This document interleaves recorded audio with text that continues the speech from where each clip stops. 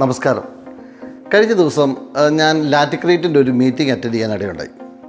ലാറ്റിക്രീറ്റ് എന്ന് പറഞ്ഞാൽ നിങ്ങൾക്ക് എല്ലാവർക്കും അറിയാം, അത് tile adhesive, epoxy, joint fillers അങ്ങനെയുള്ള പല പല പ്രോഡക്ട്സുകൾ ഇറക്കുന്ന ഒരു കമ്പനിയാണ്.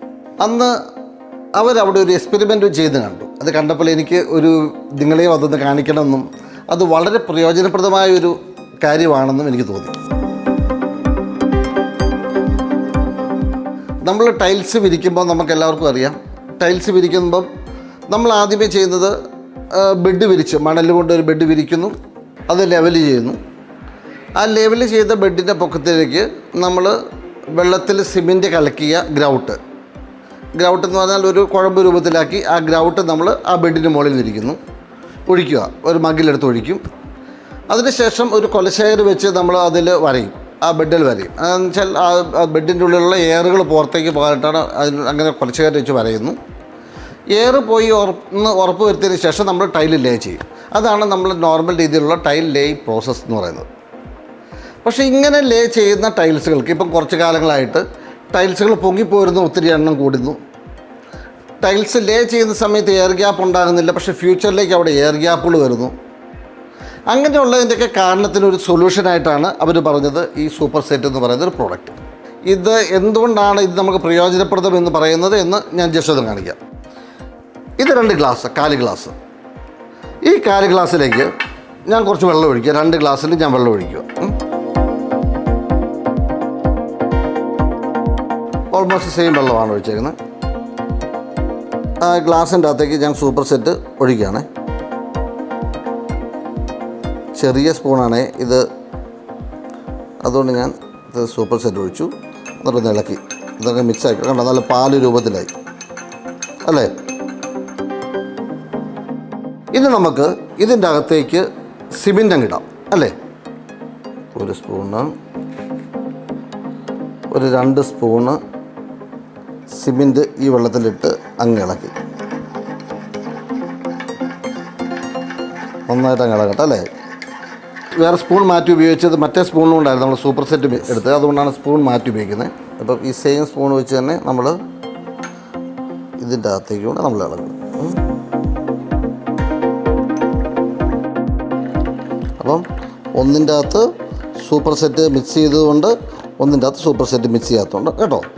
അപ്പോൾ ഈ 2 സ്പൂൺ മാറ്റി വെച്ചു. ഇനി നമുക്കവിടെ നിൽക്കട്ടെ. ഇപ്പോൾ ഈ 2 മിനിറ്റ് നമ്മളവിടെ നിൽക്കട്ടെ. അപ്പോൾ നമുക്കറിയാം, ഈ സൂപ്പർ സെറ്റ് മിക്സ് ചെയ്ത വെള്ളം അല്ലെങ്കിൽ മിക്സ് ചെയ്ത വെള്ളം അല്ല സിമെൻറ്റ് സൂപ്പർ സെറ്റ് മിക്സ് ചെയ്യാതുള്ളത് കണ്ടോ. ഇപ്പം നമ്മൾ മിക്സ് ചെയ്ത് ഇളക്കി കഴിഞ്ഞതേ ഉള്ളൂ. അപ്പം തന്നെ അതിൻ്റെ വ്യത്യാസം കണ്ടു നോക്കുമ്പോൾ അറിയാം, ആ സിമെൻറ്റ് താഴോട്ട് അടിഞ്ഞുകൊണ്ടിരിക്കുക. ഒരെണ്ണത്തിനകത്ത് സിമെൻറ്റ് താഴോട്ട് അടിഞ്ഞുകൊണ്ടേ ഇരിക്കുക അല്ലേ. നമുക്ക് 2 മിനിറ്റ് വെയിറ്റ് ചെയ്യാം. 2 മിനിറ്റ് വെയിറ്റ് ചെയ്യുമ്പോൾ എത്രമാത്രമാണ് വെള്ളം ഈ സിമെൻറ്റ് താഴോട്ട് അടിയുന്നത് എന്ന് നമുക്ക് മനസ്സിലാക്കാൻ പറ്റും. ഇത് നമ്മൾ സൂപ്പർ സെറ്റ് മിക്സ് ചെയ്യാത്ത ഗ്ലാസും ഇത് സൂപ്പർ സെറ്റ് മിക്സ് ചെയ്ത ഗ്ലാസും. ഇതിൽ കണ്ടോ, വെള്ളം മുകളിൽ നല്ല ക്ലിയർ വെള്ളം, നമുക്ക് വേണമെങ്കിൽ കുടിക്കാൻ കൊള്ളുന്ന കൂടി വെള്ളം കിടക്കുന്നത്. ഈ സിമെൻറ്റ് കംപ്ലീറ്റ് ആയിട്ട് താഴെ മിക്സായി. ഇത് നോക്കിയേ, ആ സിമെൻറ്റ് ആ വെള്ളത്തിൻ്റെ അകത്ത് കംപ്ലീറ്റ് തിക്കായിട്ടാണ് നിൽക്കുന്നത് അല്ലേ ഇതിൻ്റെ അകത്ത്. അപ്പോൾ സൂപ്പർ സെറ്റ് മിക്സ് ചെയ്തതിൻ്റെ അകത്ത് സിമെൻറ്റിൻ്റെ പ്രസൻസ് എല്ലാ ഭാഗങ്ങളിലും വെള്ളത്തിൻ്റെ എല്ലാ ഭാഗങ്ങളിലും ഒരുപോലെയും.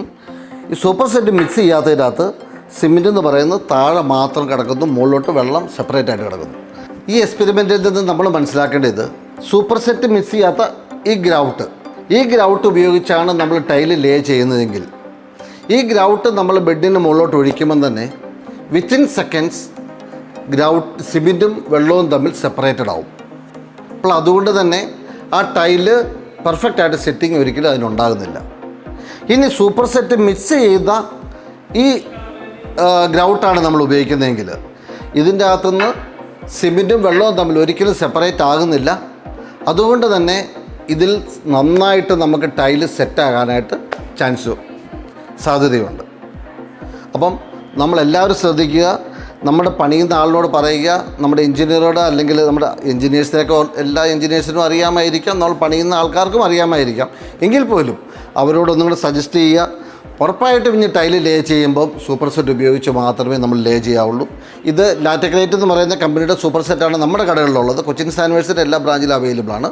പക്ഷേ ഈ പല കമ്പനികൾക്കും എല്ലാ കമ്പനികൾക്കും ഇതിൻ്റെ ഓരോരോ പ്രോഡക്റ്റ് ഓരോരോ പേരിൽ അവൈലബിൾ ആണ്. അപ്പോൾ ഏതാണോ നിങ്ങൾക്ക് അവൈലബിൾ എന്നുള്ളത് നിങ്ങൾ നമുക്ക് മനസ്സിലാക്കി അത് ഉപയോഗിക്കുക. എന്താണെങ്കിലും ഈ പ്രോഡക്റ്റ് ഉപയോഗിച്ച് മാത്രമേ ഇനി ടൈൽ ലേ ചെയ്യാവുള്ളൂ. Thank U.